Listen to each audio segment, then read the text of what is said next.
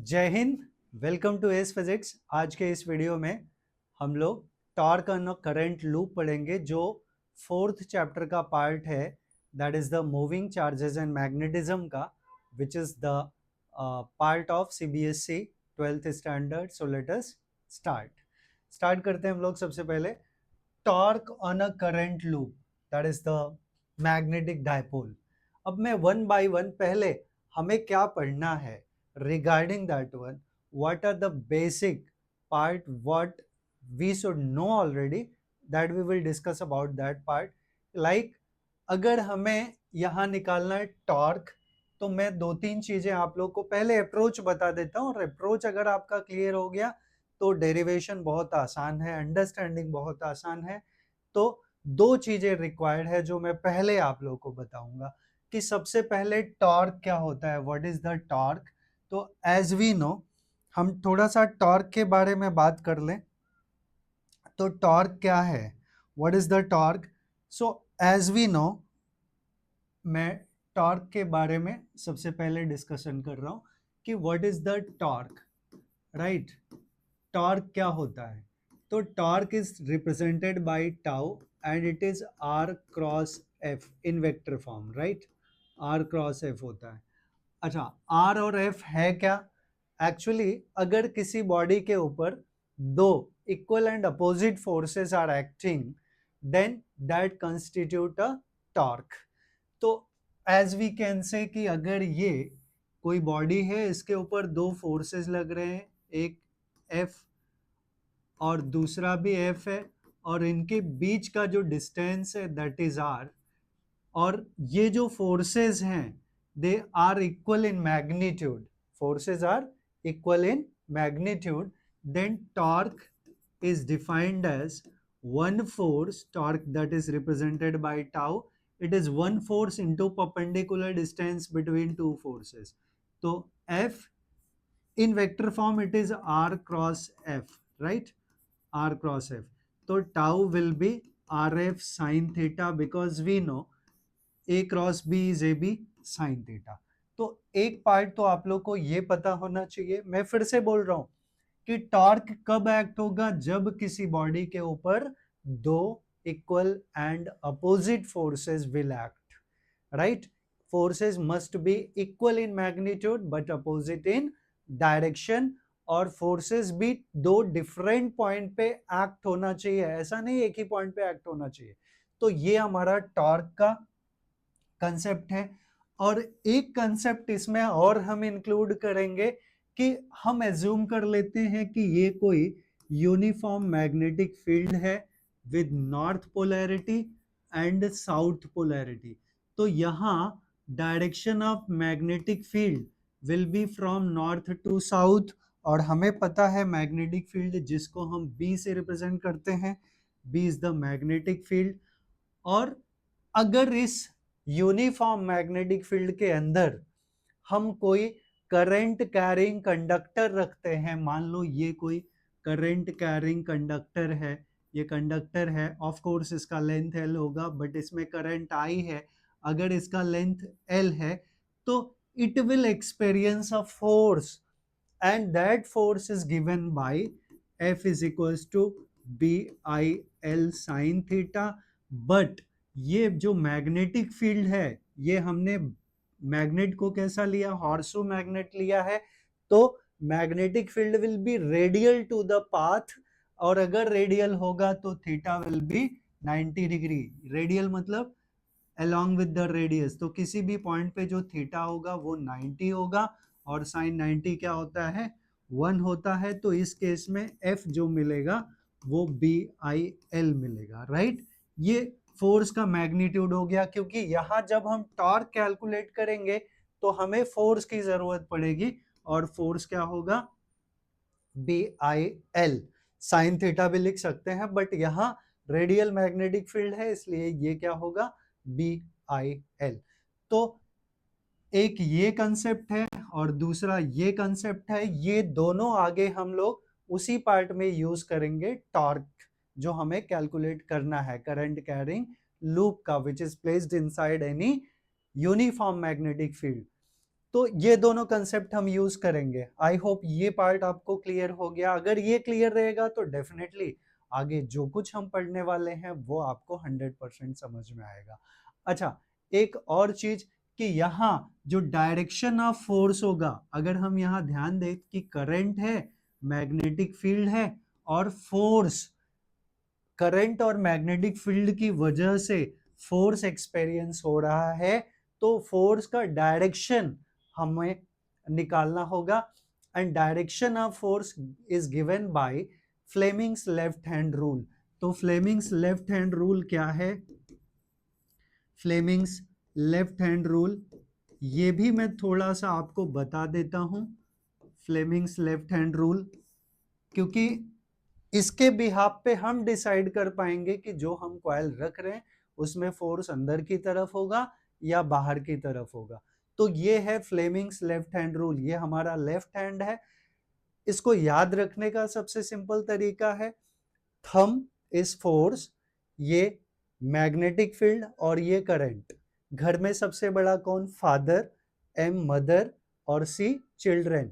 F force, M magnetic field और C current. तो father, father, mother, children. और इसका स्टेटमेंट हो गया, if we stretch thumb, forefinger and middle finger of our left hand such that they are mutually perpendicular to each other. If forefinger indicates the direction of magnetic field, मैं ऐसे कर दूं, ये direction of magnetic field है, और direction of current, अगर ये हमारा middle finger indicates the direction of current, तो जो थंब है वो किधर एक्ट हो रहा है? Inside, perpendicular, right, inward, perpendicular to the plane, वो डायरेक्शन ऑफ फोर्स हो गया। अंडरस्टूड? सो ये Fleming's left hand rule will be applicable for the direction of force, right. तो ये तीन कंसेप्ट हम अगले पार्ट में यूज करेंगे, torque, then force experience by the current carrying conductor which is placed in uniform magnetic field, और तीसरा है फ्लेमिंग्स लेफ्ट हैंड रूल। तो ये तीनों का यूज करके हम अगले जो हमारा कंसेप्ट है डेरिवेशन का, हम उसको अप्लाई करेंगे इस पार्ट में। टॉर्क, देखिए, torque on a current loop, current carrying conductor which is placed in uniform magnetic field. क्या दिया है अभी यहां? मैंने वही लिखा है properly, torque on a rectangular current loop. Current loop कैसा है? रेक्टेंगुलर। कहां पे प्लेस्ड है? इन यूनिफॉर्म मैग्नेटिक फील्ड। तो मैंने जो पीछे डायग्राम बताया था, एक्सप्लेन किया था, वही चीजें अभी यहां सामने हमारे। तो हम डायग्राम देख लें फिर से।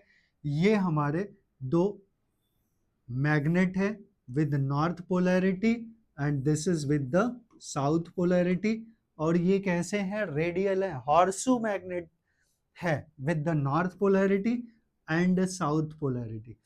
अब इनके बीच में हमने एक करंट कैरिंग कंडक्टर रखा है, लूप रखा है। इनफैक्ट ये लूप है, आप ध्यान से देख सकते हैं, और इस लूप में करंट फ्लो हो रहा है। ये सोर्स ऑफ करंट यहां से कनेक्टेड है, this is positive and this is negative. तो पॉजिटिव से करंट स्टार्ट हुआ तो करंट इसके अंदर ऐसे फ्लो हो रहा है, और ऑफ कोर्स यहाँ जाएगा, यहाँ आएगा, फिर ऐसे आ रहा है करंट, राइट। अब यहाँ हम देखें ध्यान से, तो नॉर्थ एंड साउथ पोलैरिटी की वजह से हमने ये ड्रॉ किया था।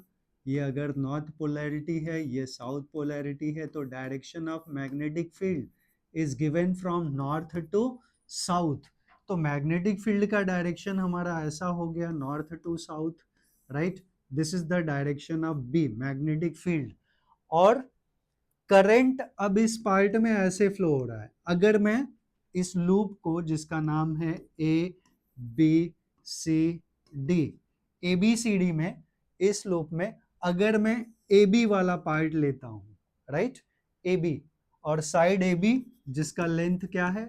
एल है, राइट, और इसका ब्रेथ जो बी सी है, B C is equals to A, या B C is equals to B ले लेते हैं हम लोग। B C is equals to, sorry it is capital B C, B C जो है side B C, that is B, B for breadth, L for length.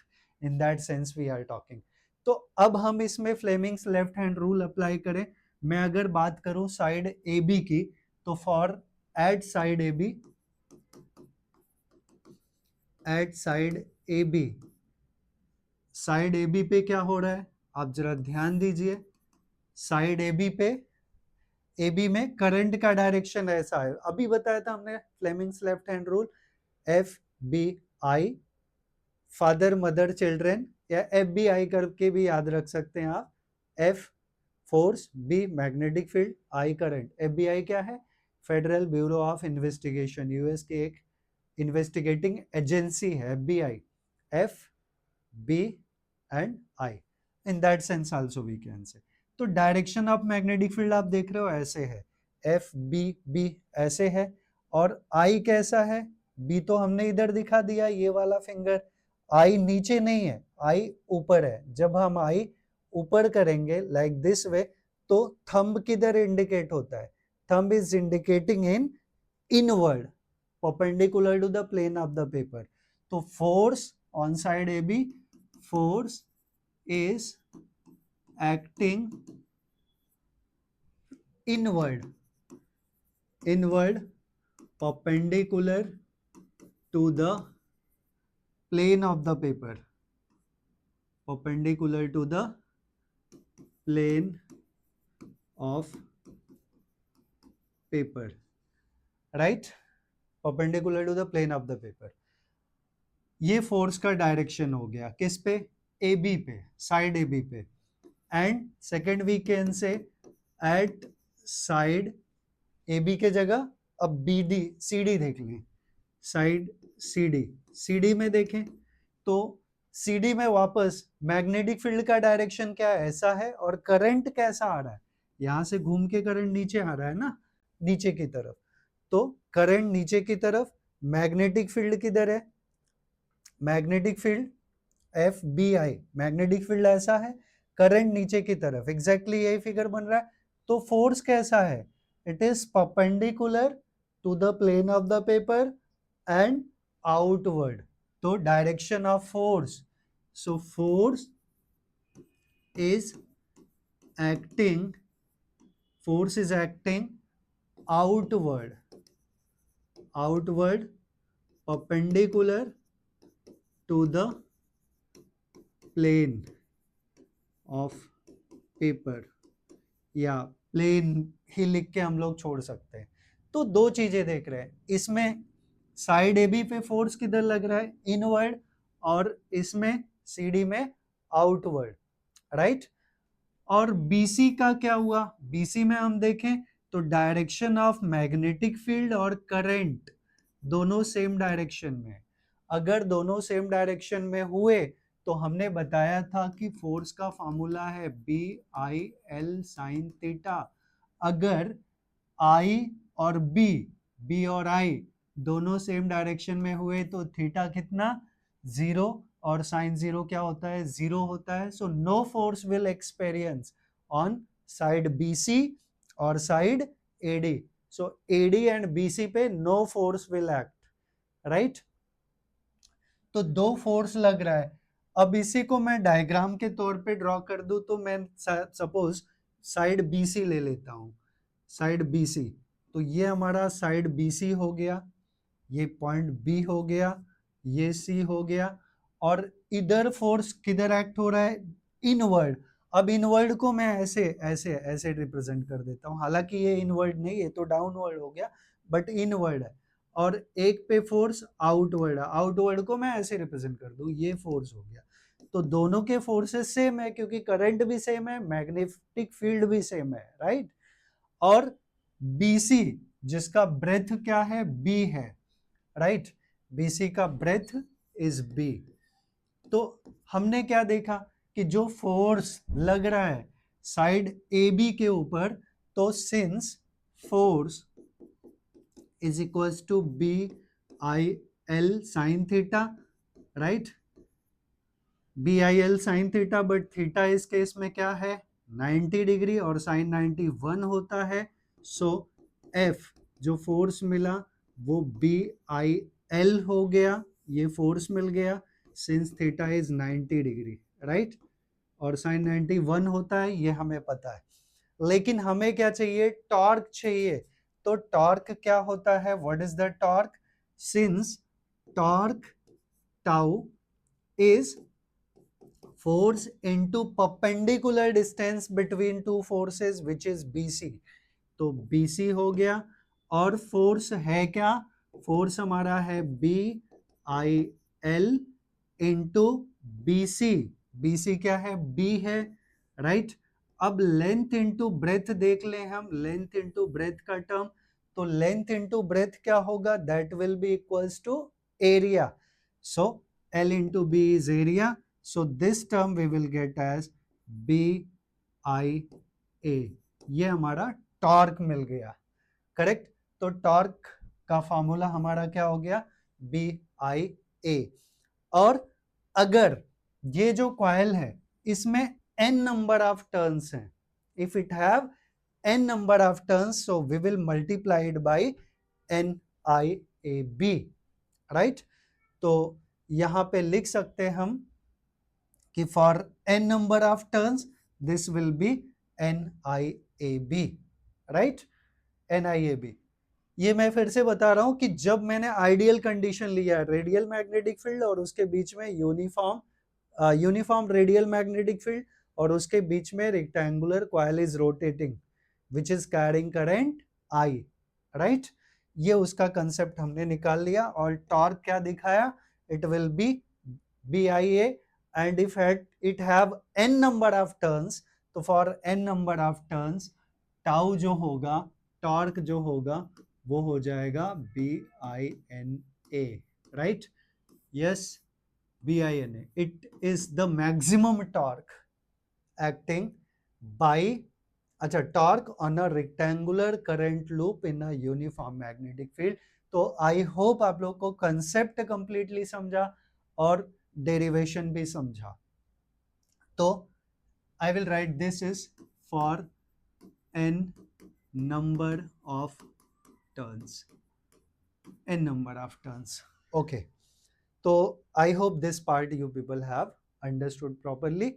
अब हम लोग चलते हैं, ठीक है, यहाँ पे मैंने जो भी डायग्राम में चेंजेस कर दिए that we can see now. अब हम लोग चलते हैं नेक्स्ट पार्ट पे, नेक्स्ट पार्ट नहीं, इनफैक्ट यही है।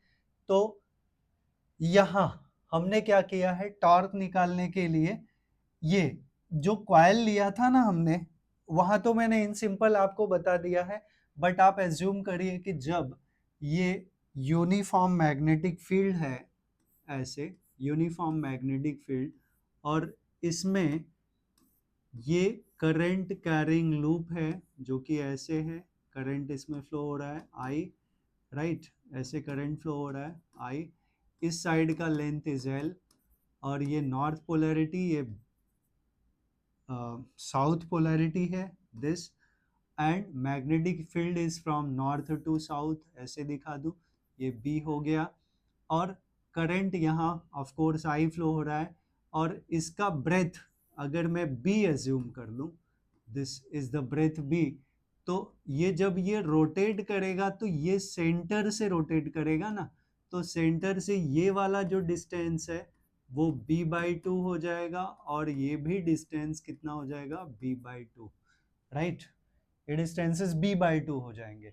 तो वही किया है कि यहाँ पे फोर्स, इस साइड पे फोर्स जो है वो F1 एक्ट हो रहा है, इस साइड पे फोर्स जो है वो F2 एक्ट हो रहा है, और they are in opposite directions. तो वही हमने दिखाया है कि ये जो फोर्स है F1 है, ये फोर्स F2 है, ये सेंटर वाला पॉइंट है ये, राइट, यहाँ पे वे, तो ये पार्ट हमारा A/2 हो गया, ये भी A/2 हो गया, या मैं इसको B/2 ले लूं, कोई फर्क नहीं पड़ता, राइट, B/2 मैंने जो लिया है उसमें तो ये B/2 होता है।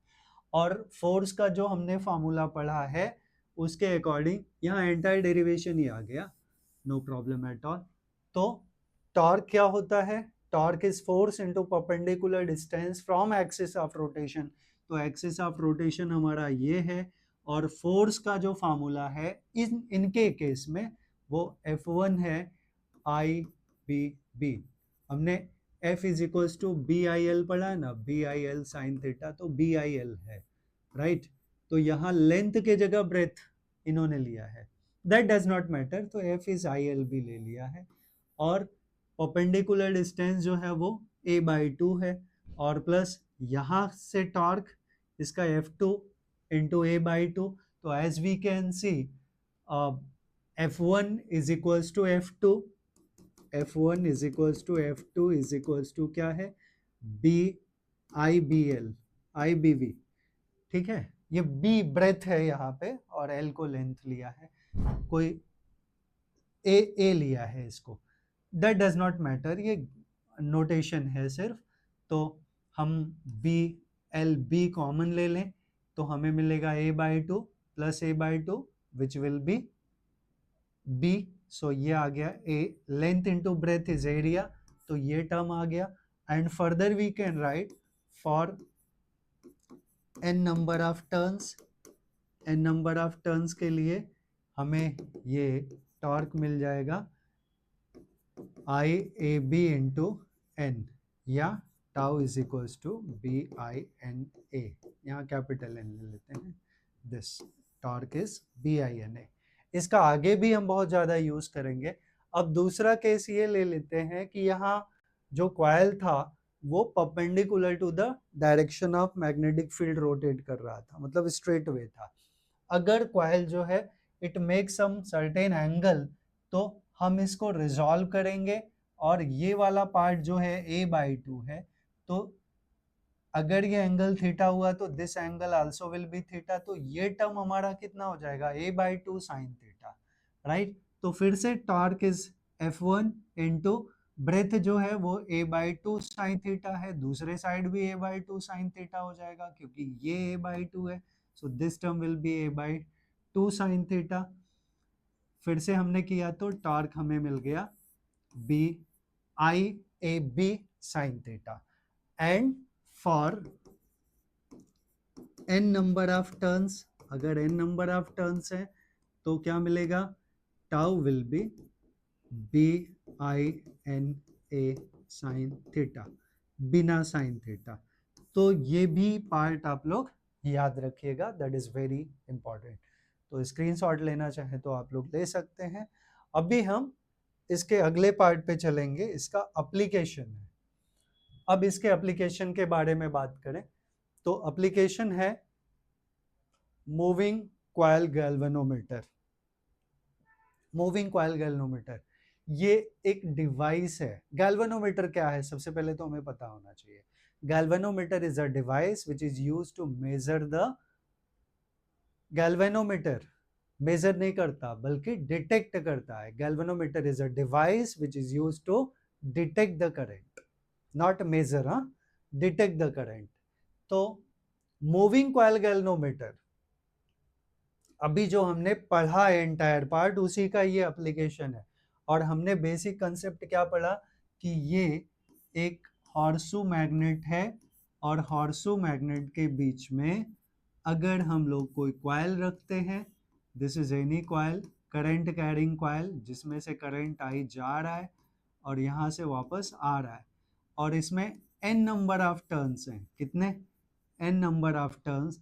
तो इस पे एक फोर्स लगेगा जो इनवर्ड होगा, और इस साइड पे एक फोर्स लगेगा जो आउटवर्ड होगा। तो ऑलरेडी देखें तो एक due to these two magnets already magnetic field होगा फ्रॉम नॉर्थ टू साउथ, और ये करंट कैरिंग कंडक्टर है। और हमने ऑलरेडी पढ़ा है कि करंट कैरिंग कंडक्टर को अगर हम किसी मैग्नेटिक फील्ड में रखते हैं तो it will experience a force that is B I L sine theta, या बी आई एल हम लिखते हैं, राइट, बी आई एल हो गया।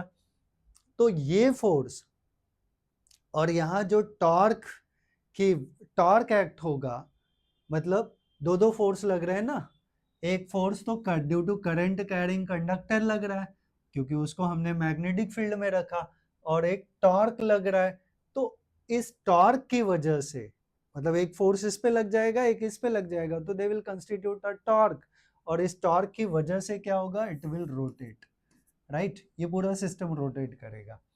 तो जब रोटेट करेगा, रोटेट कब किया, जब हमने उसमें करंट फ्लो किया, राइट। सिर्फ मैग्नेटिक फील्ड होता तो रोटेट नहीं करता ना। मैग्नेटिक फील्ड के अंदर हम लोग, यूनिफॉर्म मैग्नेटिक फील्ड के अंदर अगर जब हम लोग करंट कैरिंग कंडक्टर डालेंगे then it will experience a force, और टॉर्क तभी लगेगा, राइट। तो यहां जब हम इस कॉइल में करंट फ्लो करेंगे, करंट वाला पार्ट इसमें दिखाया नहीं है, मान लीजिए कि हम गैल्वेनोमीटर वैसे भी क्या काम करता है, detect the current, current source जैसे ही हम अप्लाई करेंगे अगर करंट फ्लो हो रहा है तो उसका पॉइंटर घूमेगा, राइट। तो जैसे ही करंट इसके अंदर फ्लो करेगा इट विल रोटेट, तो रोटेशन के साथ में यहाँ पॉइंटर कनेक्टेड है, पॉइंटर मूव कर जाएगा। बेसिक प्रिंसिपल तो यही है। अब जब पॉइंटर मूव कर गया तो उसको वापस अपने ओरिजिनल पोजीशन में लाने के लिए उसमें एक हेलिकल स्प्रिंग अटैच्ड होती है, वो यहाँ पे दिखाया नहीं है डायग्राम में। हेलिकल स्प्रिंग अटैच होती है, सिर्फ इस एसपी लिखा हुआ है स्प्रिंग, ये वाला पार्ट स्प्रिंग अटैच है। तो जैसे ये घूमा स्प्रिंग ट्विस्ट हो जाएगा, और वापस जैसे करंट बंद हुआ फ्लो होना it will restore its original position, right. क्योंकि स्प्रिंग जो ट्विस्ट हुआ है वो अपने ओरिजिनल पोजीशन में आना चाहेगा। तो यहाँ पे दो दो टॉर्क होगा, एक करंट की वजह से जो टॉर्क हुआ that is called deflecting torque. तो मैं पूरी थियरी लिख दूंगा यहाँ पे, और यहीं से हम लोग सब कुछ डिसाइड कर सकते हैं। तो डिफ्लेक्टिंग टॉर्क, ये वाला पार्ट मैं थोड़ा सा बना देता हूँ ज्यादा अंडरस्टैंडिंग के लिए, कि ये बार मैग्नेट है हॉर्सो, और यहाँ पे हमने एक कॉइल रखा है, and this coil having n number of turns, right. This coil have n number of turns, okay. और इसमें करंट I फ्लो हो रहा है, I फ्लो हो रहा है, तो it have n number of turns, okay. ये नॉर्थ पोलैरिटी, ये साउथ पोलैरिटी। तो due to current carrying conductor it will experience a torque, right, it will experience a torque। तो मैं लिखूंगा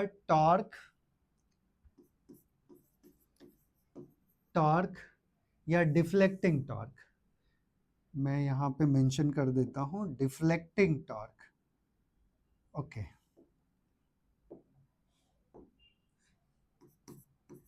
deflecting torque acting on a current carrying conductor, जो already हम पीछे पढ़ चुके हैं, placed in uniform magnetic field, uniform magnetic field. और ये हमने क्या पढ़ा हुआ है, हमने पढ़ा हुआ है torque is equals to BI/N/A। Theta, sine theta मैं नहीं लिखूंगा क्योंकि थीटा यहाँ पे 90 डिग्री हो रहा है, मैग्नेटिक फील्ड है ना, रेडियल मैग्नेटिक फील्ड है, so theta will be 90 degree.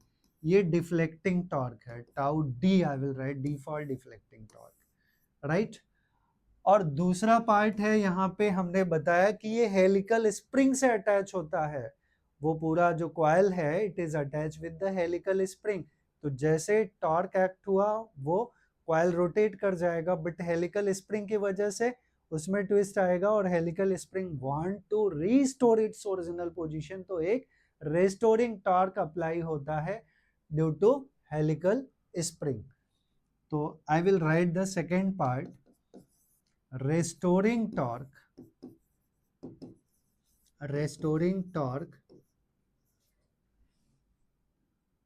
in spring, या due to spring we can write। तो tau r for restoring is directly proportional to theta, क्योंकि जितना ज्यादा वो ट्विस्ट होगा उतना ज्यादा रिस्टोर करेगा, तो restoring torque will be directly proportional to theta। and since I will write, so therefore tau r restoring torque is equals to c theta। यहाँ c जो है that is the torsional constant of spring, c क्या है, torsional constant of spring, torsional constant of spring, right. तो हम लोग क्या देख रहे हैं कि जितना ज्यादा ये करंट की वजह से ट्विस्ट होगा, डिफ्लेक्ट होगा, स्प्रिंग की वजह से उतना ज्यादा रीस्टोर होगा। तो आई कैन से हमने देखा है कि जैसे करंट फ्लो हुआ गैल्वेनोमीटर में, डिफ्लेक्ट हो जाता है, और करंट बंद हुआ तो वापस रीस्टोर हो जाता है। इसका मतलब जितना डिफ्लेक्टिंग टॉर्क एक्ट होगा उतना ही रेस्टोरिंग टॉर्क होगा। तो we can say at equilibrium, since at equilibrium deflecting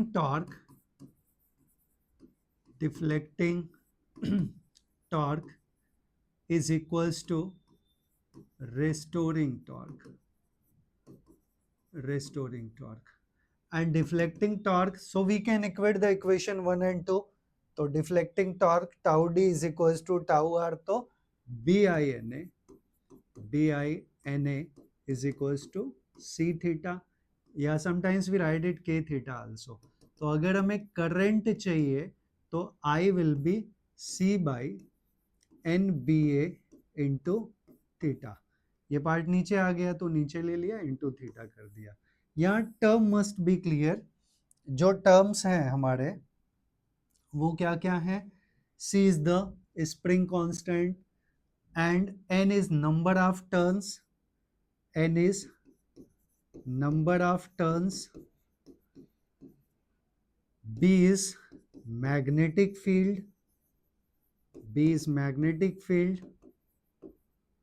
and A is the area of coil, and theta is the angle of deflection. तो ये एक बहुत इंपॉर्टेंट टर्म मिल गया। तो हम लोग देख रहे हैं C by NAB is constant, और इस कांस्टेंट को हम k ले लेते हैं, right. This constant is k, so therefore is constant. तो I क्या मिल गया? I is proportional to theta, या I is equals to k theta, right. Yes, तो आपको मेनली ये फार्मूला याद रखना है, और इससे भी इंपॉर्टेंट ये है कि deflecting torque is equals to restoring torque. तो यहां से हमें जो भी टर्म चाहिए वो हम निकाल सकते हैं, ठीक है। तो ये मेजर कंसेप्ट है about the moving coil galvanometer का। तो मूविंग कॉइल गैल्वेनोमीटर के अंदर जो करंट फ्लो हो रहा है वो कितना है? It is C by NBA। तो हम ऐसे भी देखें कि करंट कैसे इंक्रीज होगा, बाय I अगर इंक्रीज करना है या जो भी हमें करना है, दैट वी कैन से कौन सा न्यूमरेटर बढ़ा के डिनोमिनेटर कम करके हम उसका वैल्यू इंक्रीज कर सकते हैं, राइट। तो आगे हम इसका भी यूज करेंगे। तो I hope moving coil galvanometer का कंसेप्ट आप लोगों ने अच्छे से समझा है। So will move on next part, and next part we have moving coil galvanometer as an ammeter, right. तो अभी मैं फिर से मूविंग कॉइल गैल्वेनोमीटर का पार्ट आ गया ना, तो मैं ऑलरेडी एक चीज लिख के रखता हूं कि अभी हमने क्या पढ़ा मूविंग कॉइल गैल्वेनोमीटर के लिए। तो deflecting torque is equals to restoring torque, तो BINA is equals to C theta. Keep that in mind, अगर जरूरत पड़ा तो मैं निकालूंगा। और यहां से हमें जो करंट मिलता है I, वो हो जाता है C by NBA into theta. याद रखिएगा, इसका आगे हम कहीं ना कहीं जरूर आगे यूज करेंगे। Now moving coil galvanometer as an ammeter. तो मूविंग कॉइल गैल्वेनोमीटर क्या है? It is a device which is used to detect the current. और अमीटर क्या है? Ammeter is a device which is used to measure the current. It is the basic difference between these to.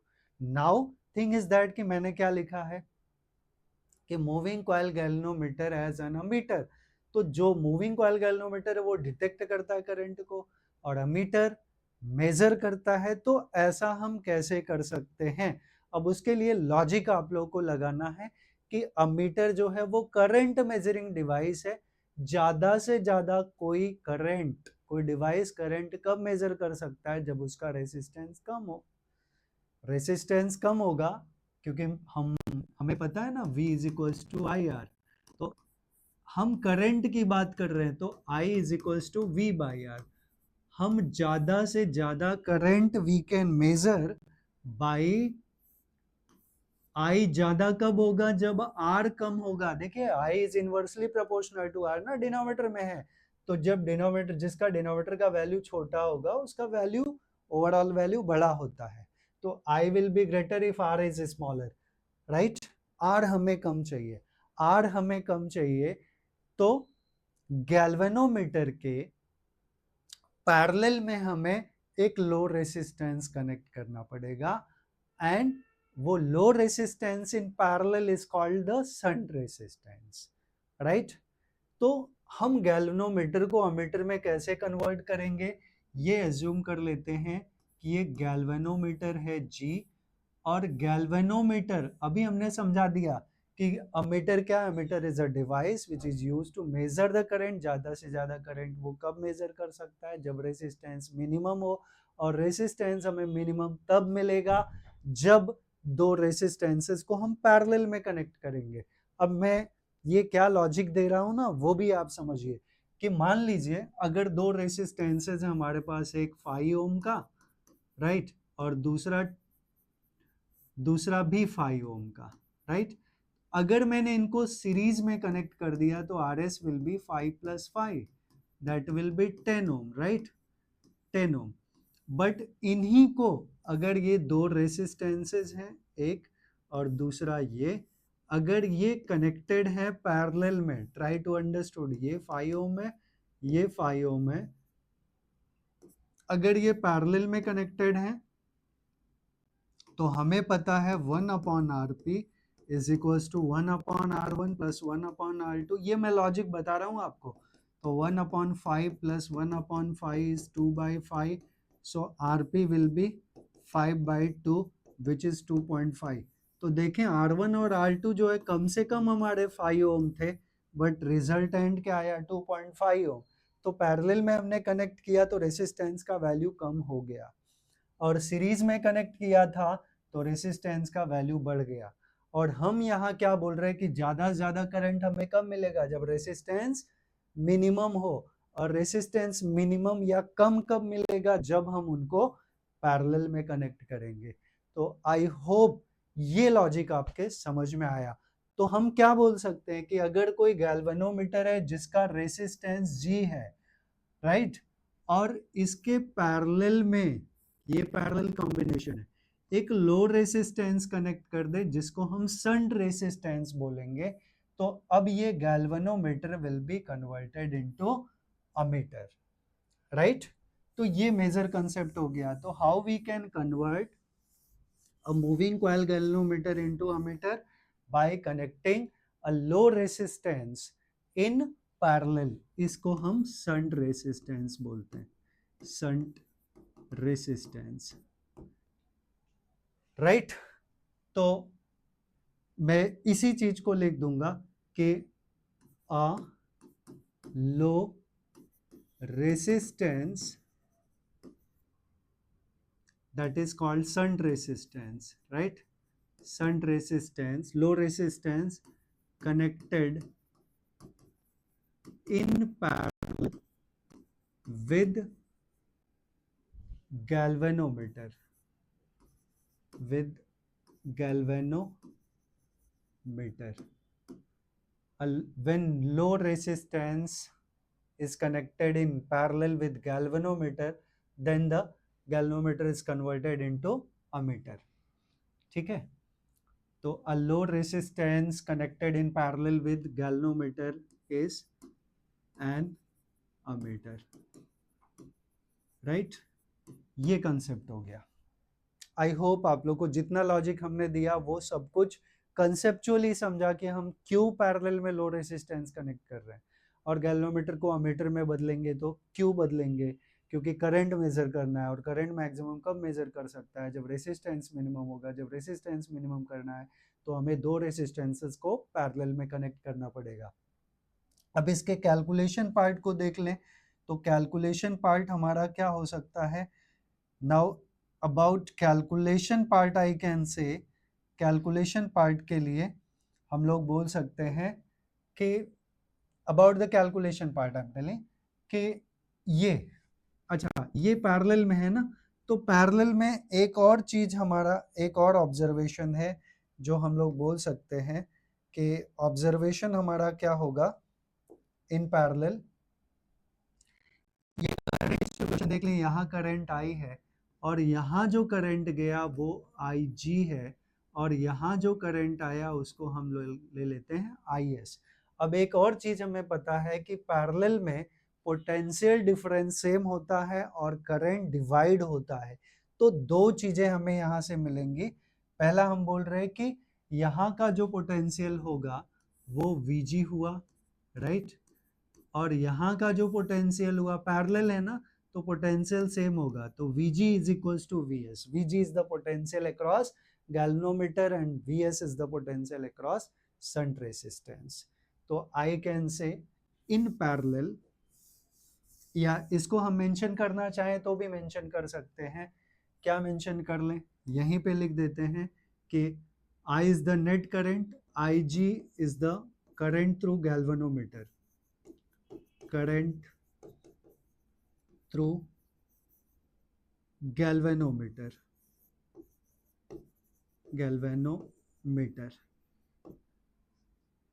Ig, Is is the current across shunt resistance, current across shunt resistance, right, और parallel में Vg is the potential across, तो दोनों के potentials तो same है, and G, capital G is the resistance of galvanometer, resistance of galvanometer, right. ये part हो गया। तो अब हम देखें कि in parallel, since G and S are in parallel, तो I will say in parallel, या since in parallel, since in parallel combination, in parallel, what you will get? Vg, potential across galvanometer will be same as the potential across shunt resistance. So potential across the shunt resistance is Vs. One more thing is there कि हम ये बोल रहे हैं कि current distribution I is equals to I G plus I S, current distribution वो भी हम लोग ले लेंगे यहाँ पे, but we know V is equals to I R होता है, तो Vg के अक्रॉस करंट क्या है? Ig, तो Ig into G, Ig into G is equals to Vs क्या होगा? Is into S, right. इतना पार्ट हो गया। अब एक और चीज हम लोग यहाँ पे देखें, करंट डिस्ट्रीब्यूशन में हमें क्या मिलेगा? In current distribution we have, since I is equals to Ig plus Is, Ig plus Is, तो anyhow just we can find out, यहाँ से जो भी हमें रिक्वायर्ड होगा वो हम लिख लेंगे इसके बाद, ठीक है। ये इक्वेशन 1 है यहीं से। तो मैं चाहता हूँ Is निकालना, तो Is हमारा क्या हो जाएगा? Is will be I minus Ig, right. Is क्या हो गया? I minus Ig। तो इंस्टेड ऑफ दिस Is, जो भी हमें निकालना रहेगा, Ig into G is equals to Is के जगह क्या डाल दें? I minus I G into S, और सपोज मुझे Ig निकालना है करंट थ्रू गैल्वेनोमीटर, तो करंट थ्रू गैल्वेनोमीटर निकालना है तो ये मल्टीप्लाई कर दें, तो Ig into G is equals to I into S minus I G into S, right, Ig into S. अब ये Ig का टर्म एक साइड कर लें, तो Ig कॉमन हो जाएगा, you will get G plus S is equals to I into S. अब यहां से अगर मुझे करंट थ्रू गैल्वेनोमीटर निकालना है, सॉरी ये I इंटू एस है, I into S, सफिक्स जैसा लग रहा था।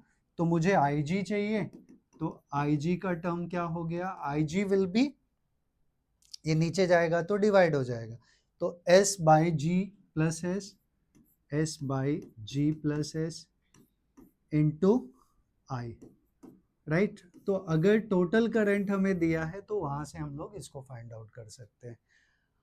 आप सोचिए अगर हमें S निकालना है, शंट रेसिस्टेंस निकालना है यहाँ से, तो S क्या होगा, S will be I G by I S into G, I G by I S into G, ये सफिक्स है, राइट, इंटू जी।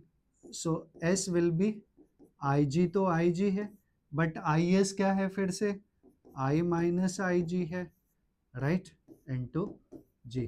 तो जैसा भी हमें निकालना रहेगा, जो भी हमें निकालना रहेगा, that we can find out from here, वो हम निकाल लेंगे, बहुत आसान है। तो आई होप इसका पूरा entire concept you people have understood. अगर आपको स्क्रीनशॉट लेना है तो you people can take the screenshot. So अब हम लोग चलेंगे नेक्स्ट पार्ट पे। So next part we will have, ये अमीटर था, अब voltmeter, moving coil galvanometer as voltmeter. तो सबसे पहले वोल्ट मीटर क्या है, voltmeter is a device which is used to measure the potential difference, right. Volt meter क्या major करता है, पोटेंशियल डिफरेंस या टर्मिनल पोटेंशियल डिफरेंस। तो हमें मूविंग कॉइल गैल्वेनोमीटर को एज वोल्ट मीटर यूज करना है।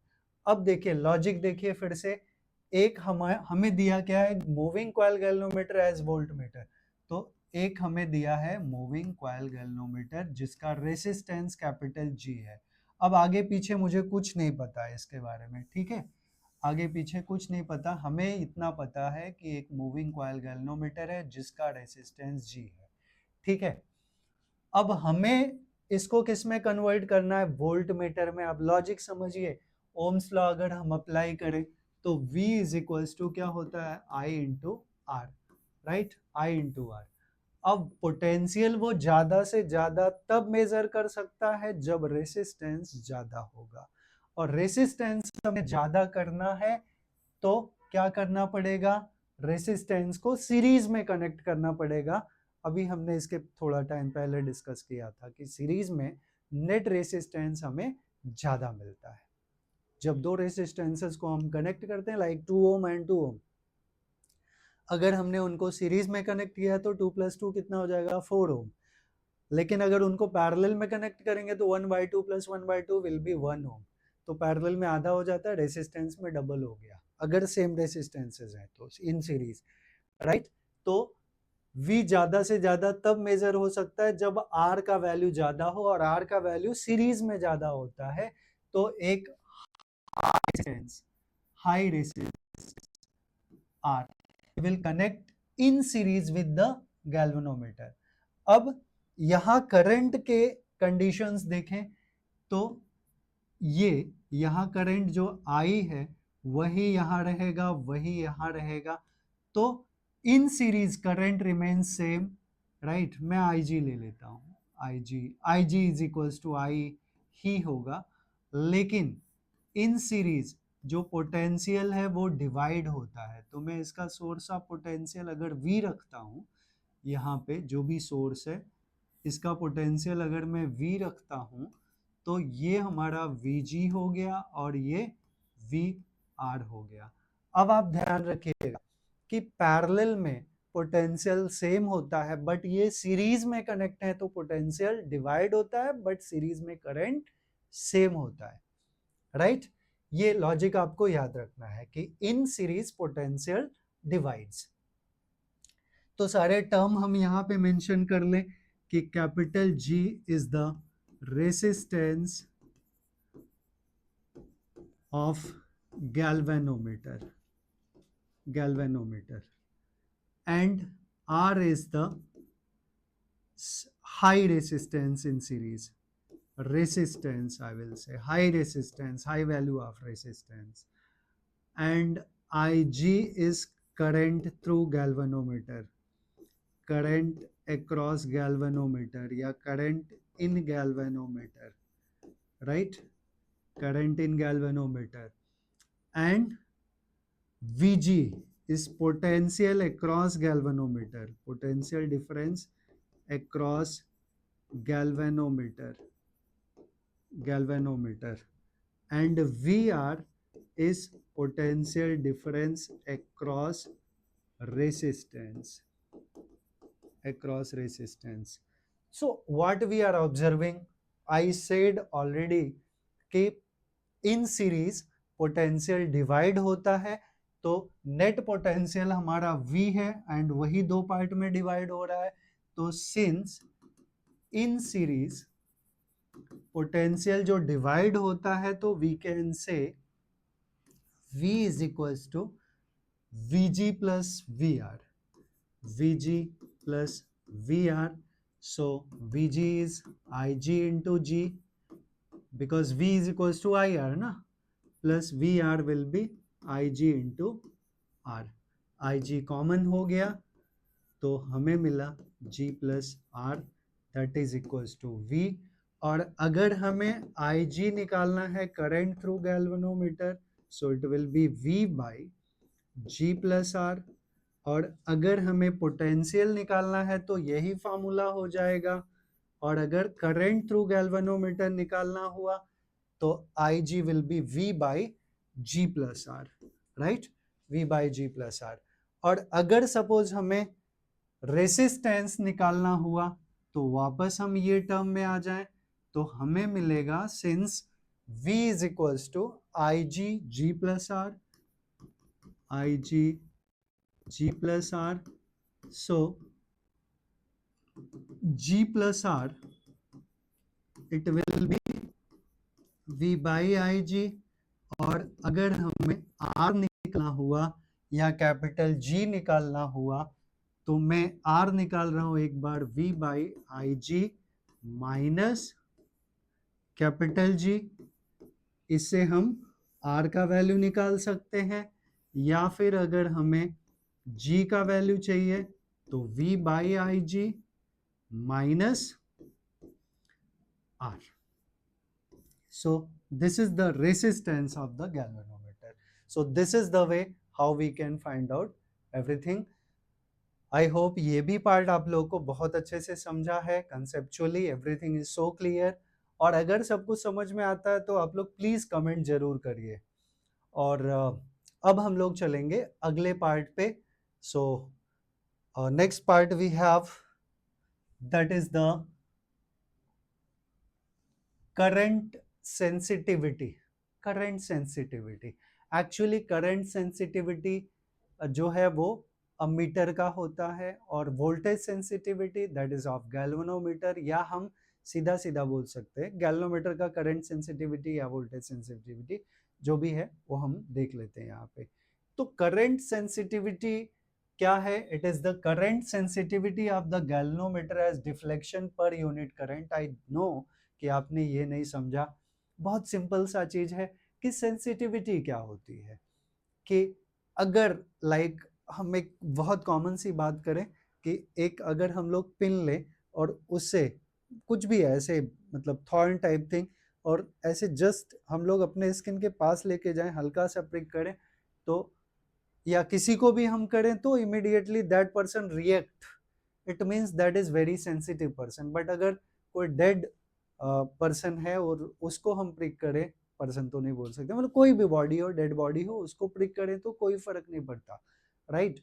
इट मीन्स व्हाट, कि वो रिएक्ट नहीं कर रहा है, fine, that is less sensitive. जो रिएक्ट कर रहा है दैट इज मोर सेंसिटिव. तो सेंसिटिविटी क्या है, यहाँ हम बात कर रहे हैं करंट सेंसिटिविटी, कि अगर थोड़ा सा करंट जा रहा है and moving coil galvanometer, actually it is about the moving coil galvanometer, or moving coil galvanometer gives the large deflection by small change in current, then we will say कि that is much more sensitive, current sensitivity ज़्यादा है, right. तो अब मैं deflection, angle of deflection आ गया, current आ गया, तो अब आप लोगों को पीछे का टर्म याद है जो हमने ऑलरेडी पढ़ा था. तो हमने ये पढ़ा था कि deflecting torque tau D is equals to restoring torque tau R. तो डिफ्लेक्टिंग टॉर्क का फॉर्मूला हमने क्या पढ़ा था, BINA, और स्प्रिंग का restoring torque is C theta. तो यहां से हमने करंट निकाला था। तो अब मैं सिंस यहीं से स्टार्ट करूंगा कि गैल्वेनोमीटर में जो ऑलरेडी हमने पढ़ा है या पढ़ा था, तो एक चीज समझ में आए, करंट सेंसिटिविटी क्या हो गया, D theta by D I, right. अब ये या थीटा बाई आई लिख सकते हैं हम। मैं ऐसा क्यों लिख रहा हूँ, D theta by D I is current sensitivity, क्योंकि हम बोल रहे हैं कि थोड़ा सा अगर करंट चेंज हुआ and the device, that galvanometer shows large deflection, then we will say that is more sensitive. तो डिनोमिनेटर अगर थोड़ा सा वैल्यू चेंज हुआ या स्मॉल हुआ तो ये वैल्यू बड़ा होगा, इसलिए हम बोल रहे हैं कि थीटा ऊपर रहना चाहिए, डी आई नीचे रहना चाहिए। तो D theta become D theta by D I. So ये टर्म हमें पता है। तो यहां से हम देखें अगर करंट हमारा क्या हुआ, C by N B A into theta, right, ये करंट हो गया। तो हमारा करंट सेंसिटिविटी क्या है, D theta by D I, ये आई है ये थीटा है। So differentiating both the side, differentiating both sides, तो हम आई के रिस्पेक्ट में कर लें या थीटा के रिस्पेक्ट में कर लें, तो ये टर्म हमें मिल जाएगा D I is equals to C by N B, A constant है, और ये टर्म क्या हो गया, डी थीटा। लेकिन हमें सेंसिटिविटी क्या पता है, डी थीटा बाई डी आई, तो डी आई का टर्म इधर लाए, ये इधर आ जाएगा। So D theta by D I is equals to D theta by D I is equals to d theta by di. It will be NBA by C, and this term is current sensitivity. तो current sensitivity, अब मैं इसको S for sensitivity, I for current लिख देता हूँ, that is d theta by di, and SI क्या है, it is the current sensitivity, and ये क्या मिला, NBA by C, NBA by C. तो what I can say now कि current sensitivity can be increased by numerator को बढ़ा के, तो number of turns, by increasing number of turns, by increasing magnetic field, by increasing area of cross section of the coil, and by decreasing spring constant या torsional constant, right? So this is about the current sensitivity. I hope सब कुछ आपको समझ में आए। यहाँ पे terms फिर से क्या है अगर हम मेंशन करना चाहें तो SI is the current sensitivity and N is number of turns, B magnetic field है, magnetic field, A area of cross section, area of cross section, या area of coil also we can say, area of coil डाल देते हैं, no problem, area of coil कर देते हैं, coil, and C is the spring constant या torsional constant, spring constant, right? तो यहाँ से हम डिसाइड कर लेंगे कि how we can increase the current sensitivity of the galvanometer. अब हम लोग चलेंगे नेक्स्ट पार्ट पे, तो that is the voltage sensitivity. Voltage sensitivity, अब नाम से ही क्लियर है, वोल्टेज सेंसिटिविटी क्या है कि हम थोड़ा सा अगर क्या इंक्रीज करें, वोल्टेज इंक्रीज करें, तो it should give the large deflection. तो वोल्टेज का टर्म आना चाहिए, बट वोल्टेज का टर्म वी डोंट हैव, अभी तक हमने देखा नहीं है। तो फिर से वही वाला पार्ट मैं यहाँ लिख देता हूँ कि since BINA, that is deflecting torque is equals to restoring torque, tau D is equals to tau R, और tau R क्या है, C थीटा। तो यहाँ से हमें I जो मिल गया वो क्या मिला, I will be C theta by NBA, but हमें करंट सेंसिटिविटी तो नहीं चाहिए, हमें चाहिए वोल्टेज सेंसिटिविटी, तो V का टर्म लाना है, तो हमें पता है V is equals to I R. I का टर्म है हमारे पास यहाँ पे, बट R का टर्म नहीं है, तो मल्टीप्लाई कर दे दोनों साइड R से। So I into R is equals to C theta by N B A into R. ये हो गया हमारा V is equals to C by N B A into R into theta, right. हमने क्या किया, दोनों side are का multiplication कर दिया, ये सी इंटू आर को रखा, थीटा बाहर कर दिया, एंड इन डिफरेंशियल फॉर्म ये क्या हो जाएगा, dv by dv is equals to C R by N B A into D theta. और वोल्टेज सेंसिटिविटी जो आएगा, वोल्टेज सेंसिटिविटी, तो as we I will write voltage sensitivity, it will be D theta upon dv, right. अगर थोड़ा voltage change हुआ and it gives the large deflection, then we can say it is more sensitive. तो voltage sensitivity हमारा क्या हो गया, D theta upon D V, right. तो D theta by DV का टर्म अगर हमें चाहिए, D theta by DV, D theta by DV, तो it will be N B A by C R. This is the voltage sensitivity का formula, SV is NBA by CR, right? तो this is the voltage sensitivity. तो voltage sensitivity as the deflection per unit voltage, deflection per unit voltage, deflection per unit voltage. So we are doing correct one. तो same way we can write, अब यहाँ term mention करने की जरूरत नहीं है, जो प्रीवियस में किया वही है, सिर्फ R इज द रेसिस्टेंस, एक टर्म और ऐड हो गया। तो आई होप आपको हमने जो कुछ बताया इस वीडियो लेक्चर में, everything you people have understood. और अगर आपको समझ में आया है तो प्लीज़ आप वीडियो को लाइक करिए, चैनल को सब्सक्राइब करिए, और जितना ज़्यादा से ज़्यादा हो सकता है उतना वीडियो को शेयर करिए। Thanks for watching this video. ऐसे और वीडियो के लिए आप चैनल पे बने रहिएगा। Thanks for watching this video. Thank you very much.